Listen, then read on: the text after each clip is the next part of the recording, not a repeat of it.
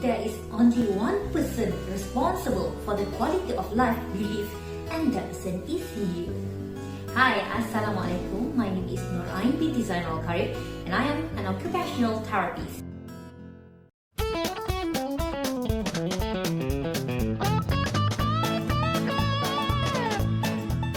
Apart from pharmacologic intervention in hospitals for various health problems, there are also several of non-pharmacological intervention which we can practice. Good well-being as well as the quality of life is a benchmark of the pleasures of our life.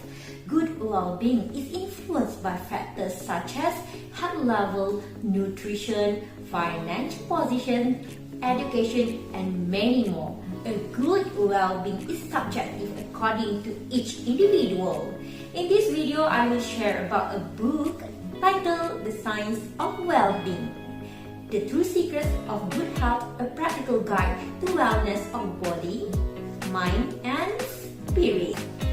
This book was written by Wallace D. Wattles, who was an American author and pioneer success writer, and Dr. Judith Powell, a psychologist. This book, published by Golden Book Centers in Berhad, Kuala Lumpur in 1993, this Malaysian edition is published by arrangement with Top of the Mountain Publishings, Largo, Florida, USA, and licensed for sale in Malaysia, Singapore, Brunei, and Indonesia. There are 3 parts, 12 chapters, and 156 pages in this book. The intentions of this book is to provide a simple program of health with suggestions on how to eat, sleep, breathe, and exercise. Its message is for complete mental and physical health and inspirational guide to well-being. This book is the second volume of the Science of series. I am suggesting this book for those who want health and who want a practical guide and handbook. It is an instructor in the use of the universal principle of life, and the writer effort has been to explain the way is so plain and simple, a fashion that the reader can easily understand and follow. As its title asserts, the book deals with science, not speculation. The monistic theory of the universe, the theory that matter, mind, consciousness, and life are all manifestations of one substance, is not accepted by most thinkers. And if you accept this theory, you cannot deny the logical conclusion you will find herein. Best of all, the methods of thought and action prescribed have been tested by the author in his own case during 12 years of practice with continuous and unfailing success. Ladies and gentlemen, this book has been arranged in well order, making it easier for us to understand from one section to the next. Allow me to share a small portion of the content in this book. There are 7 chapters in part 1. This part deals with the healing power of belief and will, methods for refocusing one's thoughts to be more health-focused, as well as ways to live a healthier life. Additionally, this chapter explains how a high quality of life is also related to self-esteem. In a nutshell, unless we have faith in our own abilities, we will continue to think about disease.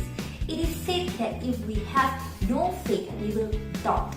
If we doubt, we will fear. And if we fear, we will relate our mindset to that which our fear. And at the end of the first chapter, we will know that thought influences our action. So the main basis for a good well-being depends on our own thought. If you think you can do it. Remember, you are what you think. No matter what your thought or mental attitude may be, you cannot live unless you eat, drink, breathe, and sleep. For part 2, I'm sure we will love to read this part, which is eat to enjoy good health.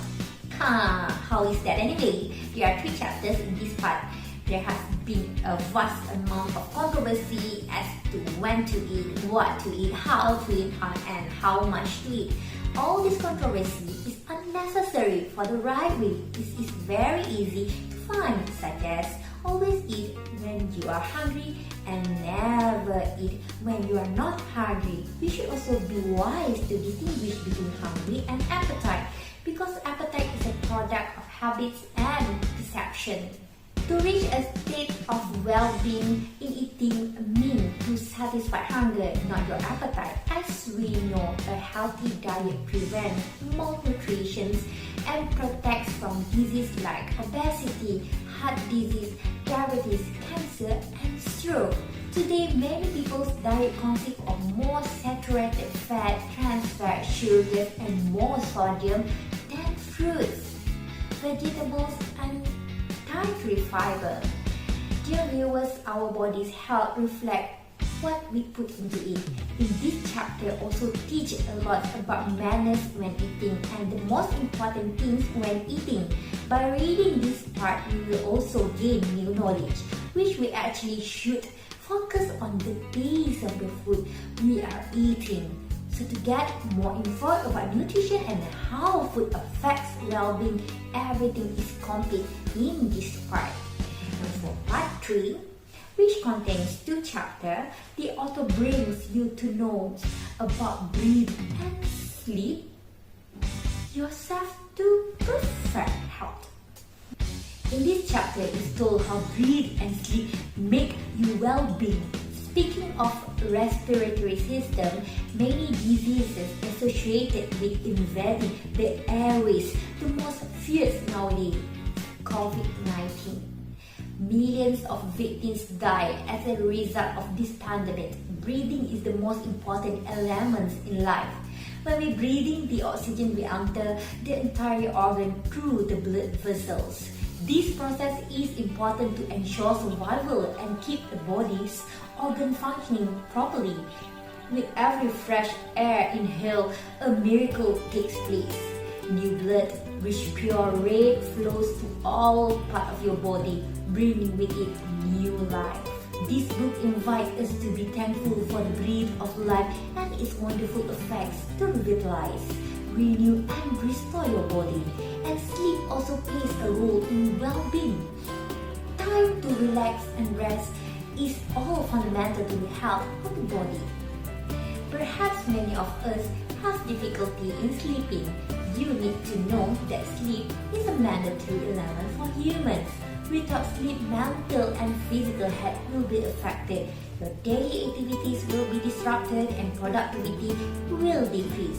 Besides, the brain function is also affected if your sleep has no quality. In this book, complete with examples of activities, sleep preparation, and how to improve your sleep quality are shared. Through this book, we can conclude that well-being actually depends on our way thinking and belief, eating habits, and our lifestyle. When all the qualities are shared, we can practice well, thus helping us to become smarter human beings in time management and increase gratitude for whatever we have. Be thankful for what you have, you will end up having more. If you concentrate on what you don't have, you will never ever have enough. Thank you.